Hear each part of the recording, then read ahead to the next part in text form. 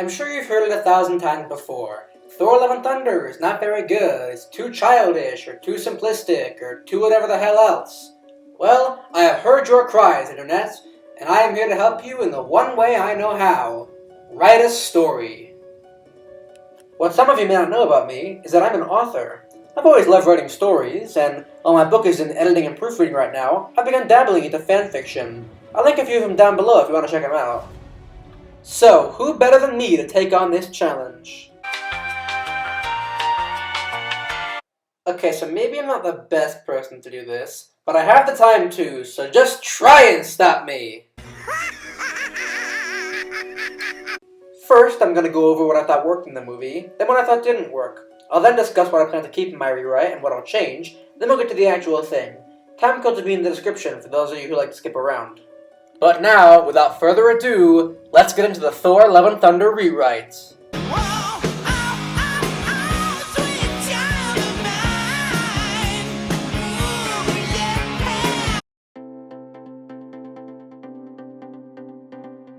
So, what I liked. I liked quite a few things in the movie. Contrary to the popular internet opinion, I didn't think it was the garbage fire everyone's claiming it as. It was a fun ride, as long as you shut your brain off and enjoyed. But of course, I'm a Ravenclaw, so shutting my brain off isn't something I can do more than once, but we'll get to that later. I think the greatest thing about this movie is Jane. She managed to go from a one-dimensional love interest to a character I could actually go attached to. Jane is the character I empathize with most in this movie. If you had asked me in 2013 to describe Jane, I would say she's a scientist love interest to Thor. If you ask me now, I would say that she's a selfless woman who uses what she's given to help others, and that's something we can all strive for. I also like Valkyrie for a little we got of her, and that's not to say that she wasn't featured, she was practically in the whole movie, but she didn't have much time to grow and change like every good character should. She's kinda just there to be an LGBT character so Marvel can say, "Look, we're diverse!" I feel the same way about Moon Knight and his Judaism, but that's a discussion for another time. But enough negativity, this is the positive section, so on to the next thing I liked. A few minor things I liked. I thought Axel's actor was good, I bet he'll be an up-and-coming celebrity in a few years. Also, Love was adorable.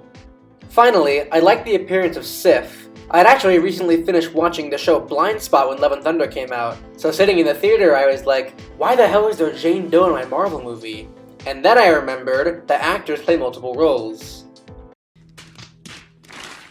So, those are the things I liked. Now, it's time for the mean section. First off, I wasn't a fan of Thor in this film. I know I'm not breaking new ground, but it had to be said. Thor just seemed like a kid discovering everything new for the first time. His reaction to everything is, "Oh my god, so cool!" like a 7-year-old. But he also just seems to want to have fun, and his mission to save the future of his kingdom is like a chore. It's as if his mom said, "Thor, go clean your room, and while you're at it, save those dozens of kids the crazy sword guy captured." "Alright, Mom, stop ordering me around." Oh, what am I doing? I think the YouTuber Brown Table said it best in his video on Thor 4. I think Taika Waititi just self-inserted himself as Thor in this movie. Thor just seems like he doesn't care. But enough about Thor. On to the next character, Korg. I feel like Korg is useless in this movie. Sure, he's funny at times, and I'll admit I laughed at the Dwayne "The Rock" Johnson joke near the end, but I feel like he was put in it so much because Taika Waititi wanted to be everything in this movie. He wanted to be the director, the writer, the producer, and the characters. And while I think Korg can be done well, he's best when used sparingly. Look at Thor Ragnarok. Korg is a joke character, like in Love and Thunder, but in Ragnarok, he's used sparingly, as any comic relief should. With Korg's omnipresence in his latest film, it turned Thor Love and Thunder into Cars 2. I know, harsh, but it's true. This movie is trying too hard to replicate Ragnarok, but instead of building on Ragnarok's good qualities, it built on Ragnarok's flaws. And now, for the final major thing I didn't like. Gore. Gore didn't feel like a threat. Probably because someone as tragic and terrifying as Gore doesn't fit in the absolute and complete comedy that is Love and Thunder. When exiting the theater, one of my friends said, Gore felt like a knockoff of the Joker, and I couldn't agree more. Gore should be a serious character. There should be no joking or laughing while he's on screen, especially not by him. I also didn't like that he was redeemed. I want Gore to stay evil. Why would a show of kindness by Thor tip Gore over the edge and make him like all gods? As we've seen in the movie, the gods are horrible. They deserve to die. Okay, I need to calm down. Give me a second. Okay, much better. There were also a few minor things I didn't like. I thought the kids getting powers at the end, while cute on my first watch, was kinda dumb. Like, if Thor can just give people power, why not give extra power to Jane so she can fight longer? Or give all the power to Axel, who is clearly the best fighter out of the kids? It just doesn't make much sense. Again, Ravenclaw. I also wasn't a fan of how little time we got with Jane just being Jane. I bet the deleted scenes are gonna have a lot of time with Jane in the hospital, and I wish those scenes were kept. The final thing I didn't like was all the fake-out deaths. A total of 5 characters quote-unquote died in this movie, and the first 3 were either fake-outs or reversed, and they just moved on like nothing happened. It got to the point where I thought Jane's death was going to be a fake-out simply because nobody had actually died yet. Alright, I've aired my grievances, so now it's time to get to the actual rewrite. First, what am I keeping from the original movie? I'm keeping nearly all the characters. I may change the amount of time they're in the movie, and I may add a character or two, but almost every character that appeared in the original is going to appear here. I'm also not changing the bare-bones plot. Thor has to stop Gore from killing the gods. We are keeping our same good guy and bad guy. Finally, I'm keeping all but one of the locations in the movie. The group will still travel to almost all the locations they did in the original film. Now, what am I going to change? Well, for one, I'm going to stick more closely to the comic this movie was based on, Thor God of Thunder by Jason Aaron. So, if you've read that story, you'll have a better understanding of what's about to happen. Now, let's get on with this rewrite. We open the same way with Gore and his daughter. This time his daughter gets a name, Agara. This is a reference to Gore's son in the comics, the only one of his 4 children that is named, Agar. Gore is cradling Agara in his arms, whispering soothing words. Agara tells Gore not to worry. The gods will provide for us, she says. She dies shortly after in his arms. Gore sets down his daughter and buries her in the sand and rock. Desperate for food and water, he sets out to find sustenance so that he may live. He eventually comes across an oasis. He runs in and laps up water from a pond. He sees a pile of fruit and begins to ravishly devour a melon. Gore then hears a voice. "Look at it. It's eating all my fruit." Gore looks up and sees his god, the one who let his family die. "Mighty Rapu," Gore breathes. "Why didn't you save my family? My mother, my wife, my daughter. They believed in you, and they died in your name. Why didn't you save them?" "Because I don't really care," Rapu says. Gore is shocked. "But, Mighty Rapu, we are your loyal subjects." "And after you die, more will take your place. They always do." Gore's face contorts in rage.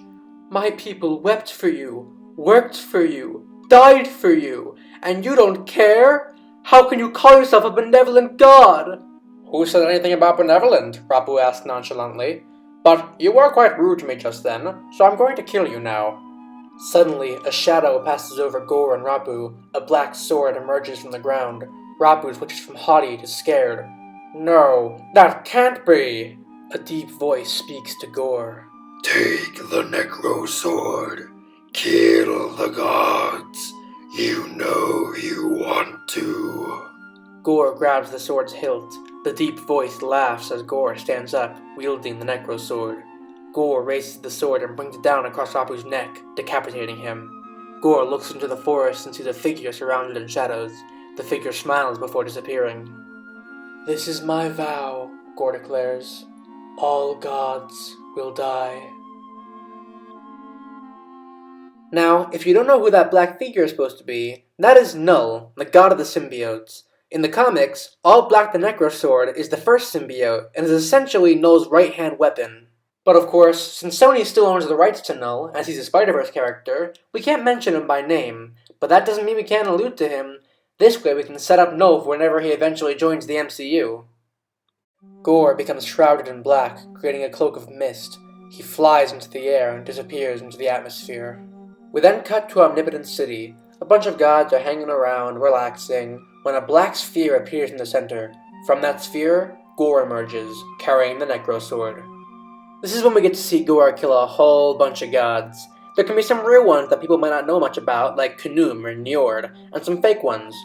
Gore then reaches one god whose head is a bomb. "What is your domain?" Gore asks. "I am Shadrach, the god of explosives," the god replies shakily. "Well, god of explosives, could you make a bomb that could wipe out all of the gods?" Shadrach stutters. I don't think so." Whoa! Gore places the Necro Sword on Shadrach's throat. "How about now?" Shadrach nods slightly. Gore smiles. This is where we get our title card, in all its 80s-tastic glory. Enter Thor, who is still riding around with the Guardians. The Guardians get an urgent message from King Yakan that their gods have disappeared, and their holy temple has been taken over by Booskins. Thor and the Guardians suit up and head for the planet of Indigar. Thor and the Guardians arrive, and they absolutely decimate the King Yakan thanks the Guardians for their help and sends them on their way. When the Guardians get back to the Benatar, Star-Lord is swiping through distress calls with his so-called God Butcher. He passes by one of Sif. Thor recognizes his friend and says he has to go help her. Before Thor leaves, Star-Lord gives him a small device. "This will alert you to any more of these God Butcher sightings," Quill says. "Thank you, Star Second in Command," Thor says. "It's actually Star-Lord." "Well, it is now. Take good care of my ship, Quill." "You mean my ship?" "It is now." Thor grins. We can have the Asgardian handshake joke here if you want, and then Thor leaves to whatever the snowy planet is called. I'll call it Falagaria, because as far as I can tell, it was never given a name in the movie or the comics. Then we cut to Jane going through chemotherapy. This scene will remain basically the same. We have the conversation with Darcy, and Jane goes home and does research on Mjolnir, learning that it gives strength and health. Jane travels to New Asgard and puts her hand on the glass that Mjolnir is being kept under. Suddenly, a thunderbolt crashes onto the glass case, shattering it. The pieces of Mjolnir fly around Jane, forming into the hammer we all know and love. Also, in this rewrite, I'm making Jane worthy of Mjolnir, none of that protection enchantment nonsense. I get that it was meant to show that Thor has the Odin Force, not the Thor Force, but I think it's better if Jane is just worthy on her own. We see throughout the movie that she's willing to sacrifice herself by becoming Mighty Thor in order to help others. I'd say that qualifies being worthy of the hammer. Back to Thor. Thor arrives at Falagaria and sees the corpse of Falagar the Behemoth. Thor then spots Sif in the snow. We can keep the arm joke, as it was actually pretty funny. Sif warns Thor that Gore is coming after Asgard to kill its gods. The device Thor got from Star-Lord beeps, confirming that Gore is in New Asgard as they speak. Thor grabs Sif and travels to New Asgard. Since Sif has been absent from Thor's life since Ragnarok, we can have her make a joke about how she didn't know Thor could use the Bifrost. This is new. Thor arrives in New Asgard, and all hell is broken loose. There are shadow monsters everywhere, and the citizens of New Asgard are freaking out. It's complete pandemonium. Out of the corner of his eye, Thor sees Valkyrie and Korg fending off some shadow monsters. Thor gives Sif to a medic and rushes over to help his friends. "Took you long enough," Valkyrie says as she slices through a shadow demon. "Sorry I'm late. Had to go get a friend," Thor replies. "Let me guess. Traffic was a nightmare," Korg adds. It's my best Taika impression, sorry. Thor smiles as he cuts a shadow monster in half. Then, from Thor's own shadow, a monster begins to form. "Thor, look out!" Korg yells. Thor turns around and is about to strike the monster when a silver object flies through it like a bullet. It hovers in the air, and Thor is able to see it clearly. Mjolnir, reforged! Thor is shocked, but his surprise only increases when Mjolnir flies by him and lands in the hand of one Jane Foster. Jane? "Hey Thor," Jane says. Give me a second." Jane gestures with the hammer, and the pieces fly off, hitting shadow demons and dispelling them. Mjolnir comes back together and reconstitutes itself in Jane's hand. "Mjolnir never reforged itself for me," Thor mumbles to himself. "What was that?" Jane asks. "Nothing, you look amazing," Thor replies. Thor then turns around and sees Gore himself, holding the Necro Sword over his shoulder. "Is that who I think it is?" Thor asks. "Big scary guy with a big scary blade," Valkyrie says. "Yeah, I'm Bet the God Butcher."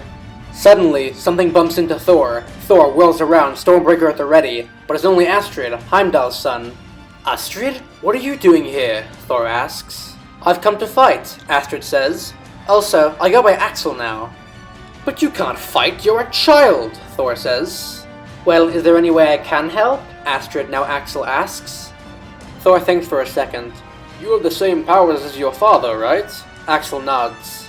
So you can see into the souls of almost every sentient being in the universe. I'm not as good as my dad was, but yeah. Okay. Thor points to the God Butcher. I want you to look into his mind and tell me what his plan is. Besides, killing all the gods. Got it. Axel's eyes turn orange and he infiltrates the God Butcher's mind. Almost immediately, however, Gore notices. Get out of my head! Gore yells. He slams the Necrosword into the ground, and a wave of black energy knocks Axel back. Astrid, are you okay? Axel, and I'm fine. Gore glares at Thor before raising the Necrosword into the air. He is surrounded by a cloud of black mist and vanishes. The remaining shadow monsters disappear. Did you learn anything? Thor asks. Not much, replies Axel. Just that his name is Gore, and he has a plan to wipe out all the gods at once. What could have that much power? Thor wonders. The Infinity Stones? Valkyrie suggests. It can't be, Thor says. The stones of our universe were destroyed, and the ones we took from the past were all returned. Then what could it be? Korg asks. Thor looks into the distance and says, I don't know. We then cut to Gore. He is flying in space and reaches a large asteroid. Face me! Gore shouts. The asteroid turns, revealing 6 eyes. We then zoom out to see that Gore is talking to a Celestial. What do you want, Flea? The Celestial asks. I'm going to rip your heart from your chest and let the universe devour your remains. Gore dives down and slices through the Celestial's chest. The Celestial's eyes go dark as it dies. Gore takes the Celestial's heart and flies away to a planet of black and white. Gore lands on the ground, carrying the Celestial's giant heart. Is this a sufficient power source, Shadrach? Yes, that would do it, Shadrach replies. Good. Begin constructing the God Bomb immediately. We then pan down to see hundreds of enslaved gods building a giant sphere, the God Bomb. Gore turns around. What do you think, Agara? Gore's daughter turns to face him, her eyes black like the Necrosword. You're doing a wonderful job, father, Agara says. The Necrosword glows black, and so does Agara. If you couldn't tell, Gore recreated Agara with the Necrosword. On with the story. We then cut back to Thor the next day. He meets up with Korg, Valkyrie, Axel, and Jane. I've been doing some thinking, and I know what we have to do. We need to go to Omnipotent City and recruit an army of gods to take down Gore. Omnipotent City? Jane asks.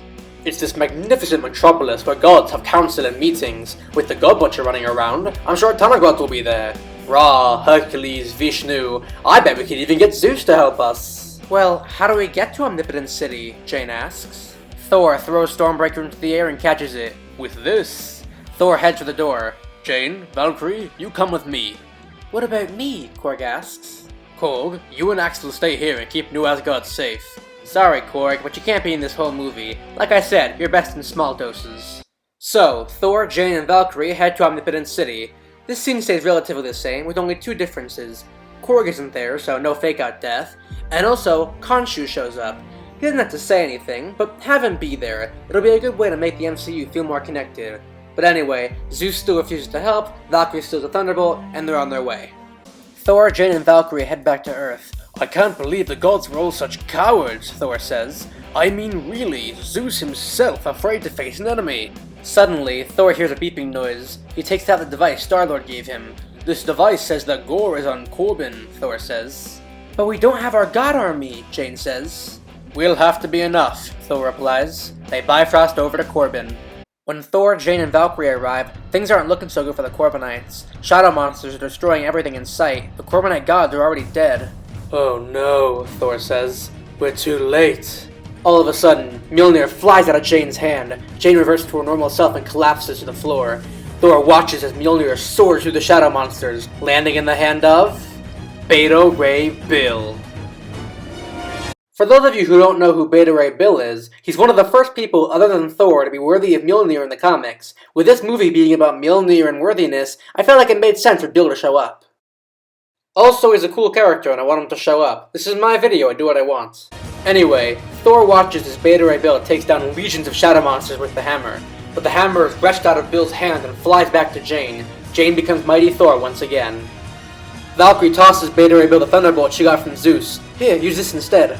What about you? Beta Ray Bill asks.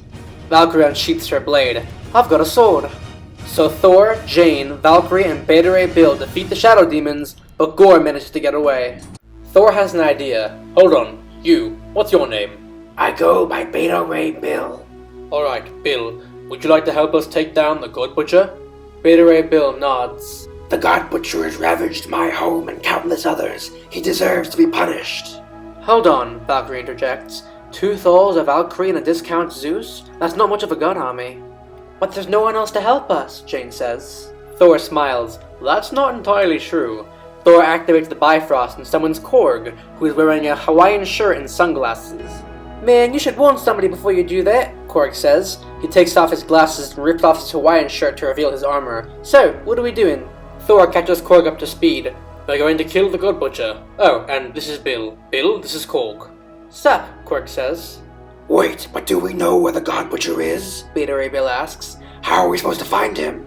Well, normally I'd have Heimdall look for him, but wait a minute, Astrid! Axel, say Jane, Valkyrie, and Korg simultaneously. Alright, Axel. Thor closes his eyes and reaches out to Axel. Axel, are you there? Finally, you called me Axel. How can I help? We need you to look into the God Butcher's mind again. You've done it before, so it should be easy enough for you to find him.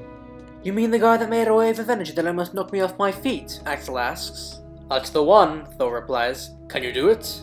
Axel grumbles. Fine, but only because you called me Axel. Axel closes his eyes. After a few seconds, his eyes fly open and he falls to the ground. Ow, that's going to bruise, Axel mutters. Did you learn anything? Thor asks. He's on some black and white planet, Axel says. There doesn't seem to be any color there. The Shadow Realm, Thor breathes. Well, thank you, Astrid. Axel! Whatever. Thor opens his eyes and tells the team what Axel told him. The Shadow Realm? Jane asks. That doesn't sound like a nice place. It's not, Thor says. It's a horrible, desolate wasteland where color is too scared to shine. And we're going there to fight a guy with the one weapon in the universe that can kill gods, Valkyrie says. Yep. Korg sighs. I hate this job. Thor summons the Bifrost and takes the team to the Shadow Realm. While traveling via Bifrost, we can have the scene where Thor and Jane confess their love, and Jane reveals that she has cancer, complete with space dolphins, courtesy of Lobo. When Jane reveals that she has cancer and that Mjolnir counteracts her chemo, Thor gets worried. You can't be here, Thor says. You should be in the hospital recuperating. But I have to be here, Jane says. It's my duty as the mighty Thor. Does your duty involve getting yourself killed? If that's what it comes to, yes! There is stunned silence. You truly are worthy of Mjolnir, Thor exclaims. But I can't ask you to fight with me. You'll die. You're not asking, Jane says. I'm volunteering. Besides, you need all the help you can get. The group lands in the Shadow Realm. The first thing they see is a giant metal sphere. The sphere is smoking as if going to explode. Is that? Jane asks. A bomb, Thor finishes. That must be how Gore plans to kill all the gods. This bomb will destroy everything. Then we have to destroy it first, Beta Ray Bill says. Thor turns to his teammates. Bill, Jane, you guys and I will fight Gore. Valkyrie and Korg, you'll free the captured gods. With any luck, we can destroy this god bomb and stop Gore once and for all. Valkyrie and Korg leave. Thor, Jane, and Bill approach Gore. So, you've come to destroy my bomb? Gore asks. And you with it, Thor replies. You can try, Gore says. He turns around, dragging the Necrosword across the floor. Go hide, Agara, he says to the copy of his daughter. Agara runs away and watches from behind a large boulder. The rest of your kind will have a quick death by my bomb, Gore says. But I assure you, your deaths will be slow and painful. Gore raises his sword as he faces off against 3 Thors. In the comic Love and Thunder is based on, Thor travels through time and recruits his younger and older self to fight Gore. In this movie, the 3 Thors are represented by Jane, Thor, and Beta Ray Bill. Jane represents past Thor. She represents Thor in his first 2 movies. She's the deuteragonist of the first film and a major plot point in the second. Jane is Thor's past. Thor himself represents present Thor. This is Thor, here and now. This is who he's supposed to be. He is Thor Prime, the most powerful. Thor is the present. Beta Ray Bill represents future Thor. In the alternate universe where this movie was made instead of the Love and Thunder we got, Bill is the future of Thor in the MCU. He takes on the mantle. As such, Beta Ray Bill is Thor's future. The two Thors and Bill fight with Gore, but even all three of them aren't strong enough to best the God Butcher. Gore knocks all three heroes to the ground. I am the God Butcher, Gore says. It is my destiny to destroy you all. Agara walks up to Gore. Father, you're scaring me, she says. Not now, Agara. Gore waves her away. But father! Go away! Gore yells. Agara hangs her head. You're starting to sound like a god, she mumbles. Gore turns to face the copy of his daughter. What did you say? I said you sound like a god! Gore growls. I am no one's god. Gore turns to finish off Thor, Jane, and Beta Ray Bill, but Agara grabs her father's wrist. Agara glares at her father.